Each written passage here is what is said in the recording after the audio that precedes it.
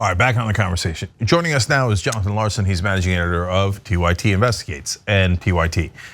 So Jonathan, you did a story at TYT Investigates about the fellowship, the family, the National Prayer Breakfast. You've actually done a giant series on it.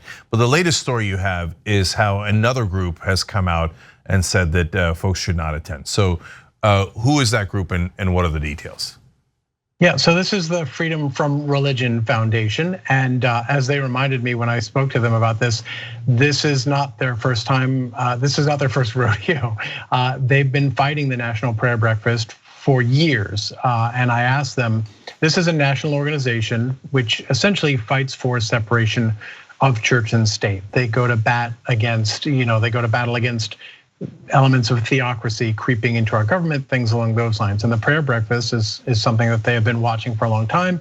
And I'm not sure exactly what they meant by this, but they said they're investigating. And what they've done is, as we've reported and you and I have talked about, every year the National Prayer Breakfast looks like it's a semi-official event, in part because a dozen or so Democrats in Congress lend their names to the letterhead that goes out announcing it, all of this stuff. And so it looks like a semi-official event. So what the Freedom from Religion Foundation is doing is they're asking those Democrats and they're asking their members to ask those Democrats to stop, not to participate, not to let their names be used, not to go.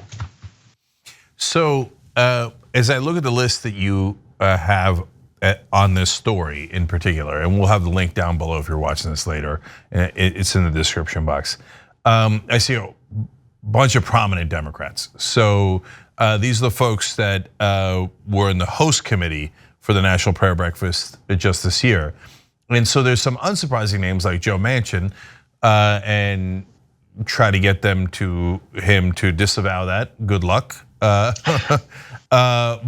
there are people that claim they're progressive, like Senators Kristen Gillibrand. There's Tom Carver doesn't claim to be progressive, but he's one of the top allies for the president, senator from Delaware. And then you've got folks like Debbie Dingell, who allies with progressives from time to time, and a whole heap of Democrats. So generally, what has been the reception when asked, hey, are you still going to attend this event put together by this group that pushes anti-gay propaganda throughout the world? Yeah, so as you know, TYT has asked members of Democrats, especially, members of Congress, especially Democrats, were you aware that this anti-LGBTQ delegation was invited in your name when your name was on the list as being part of the host committee, that kind of thing? And if so, can you explain why? And most of these folks do not respond to us. In the past, based on other reporting, members of Congress from the House, Ted Lieu, Ro Khanna, they distanced themselves based on reporting that was actually more around the Russia stuff and things along those lines. And then earlier this year, Charlie Crist, whose name is on this year's list, right before the National Prayer Breakfast, he was one of the people who got back to us and said, TYT's reporting, which was about the family's connections, spending their money backing politicians who were supporting Trump's lies about the election after election day. So we found out their donations were going to these politicians. And Charlie Crist said, TYT's reporting raises serious questions that demand answers. So he's kind of publicly distanced himself a little bit there. And then much more recently, in response to some of the reporting around LGBTQ networking that goes on at these events, not just in the US, but at the satellite breakfasts that they try to set up around the world.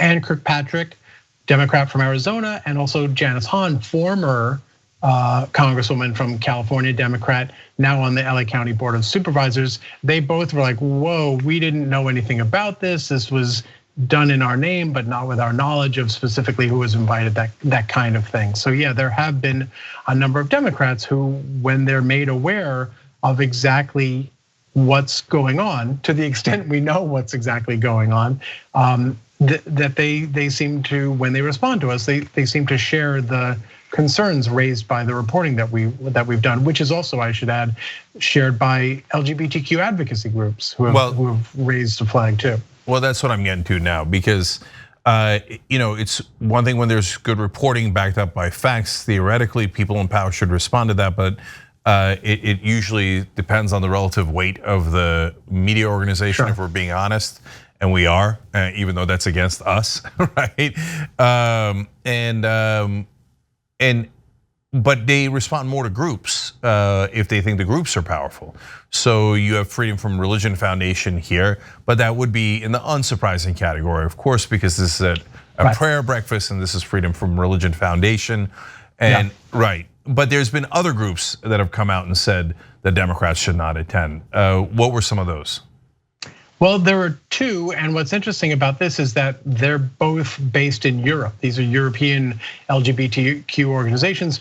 One is entirely unofficial, that's called Forbidden Colors. They sent an intelligence briefing based on our reporting to Democrats in Congress saying, we want you to be aware that these events are being used to mainstream anti-LGBTQ positions in various European countries. The other organization is actually, this predated our reporting on this angle. It's called the European Parliamentary Forum on Sexual and Reproductive Rights. And that's literally members of parliament from around Europe who have banded together to advocate for sexual and reproductive rights, LGBTQ rights, abortion rights, reproductive rights, all of that. They put out a report this summer, which I wasn't even aware of until I began digging into some of the European angles, where they identified American conservative megabucks that were being used to quietly fund, and in some cases not so quietly fund, these prayer breakfasts. They specifically call out prayer breakfasts and similar events in the EU, which as Forbidden Colors mentioned, are being used to sort of mainstream these ideas, give credibility to the politicians pushing them. So those are the two organizations that are currently engaged in trying to raise awareness, or have been. Why wouldn't human rights groups, gay rights groups in America join their brothers and sisters in Europe in calling out something so obvious when the folks who lead the National Prayer Breakfast are spreading anti-LGBTQ propaganda throughout the world?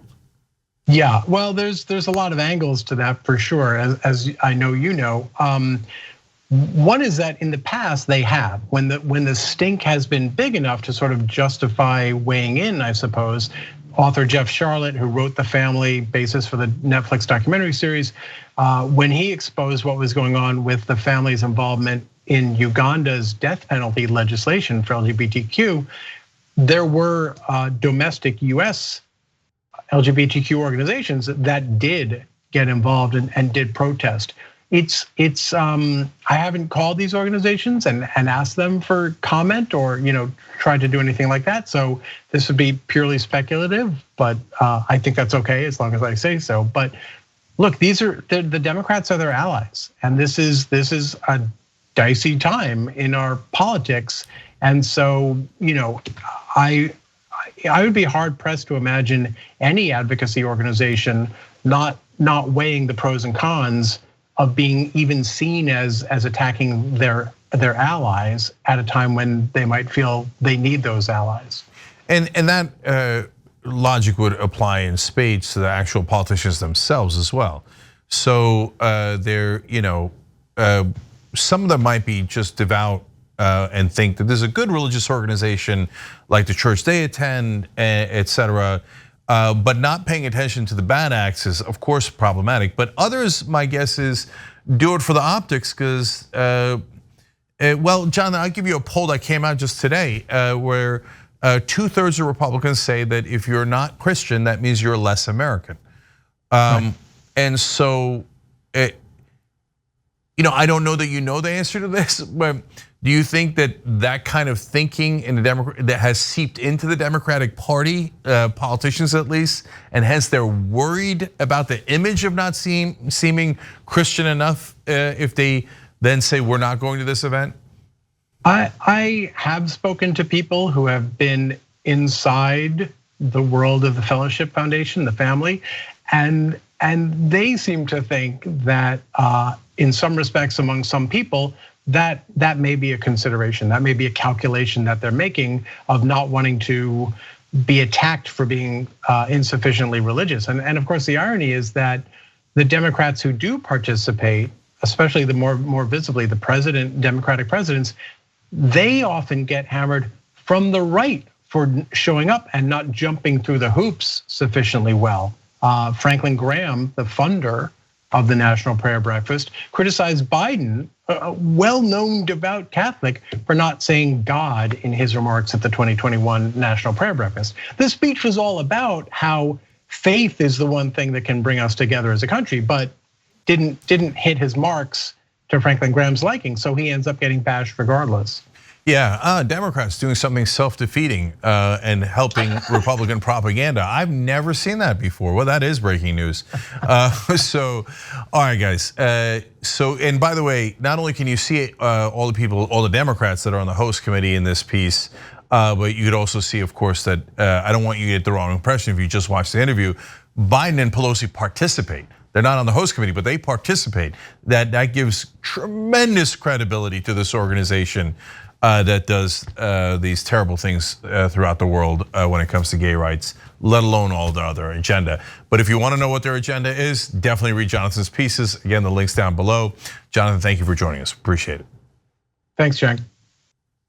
Thanks for watching the Young Turks. Really appreciate it. Another way to show support is through YouTube memberships.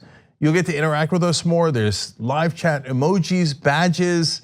You've got emojis of me, Anna, John, JR. So those are super fun. But you also get playback of our exclusive member-only shows and specials right after they air. So all of that, all you gotta do is click that join button right underneath the video. Thank you.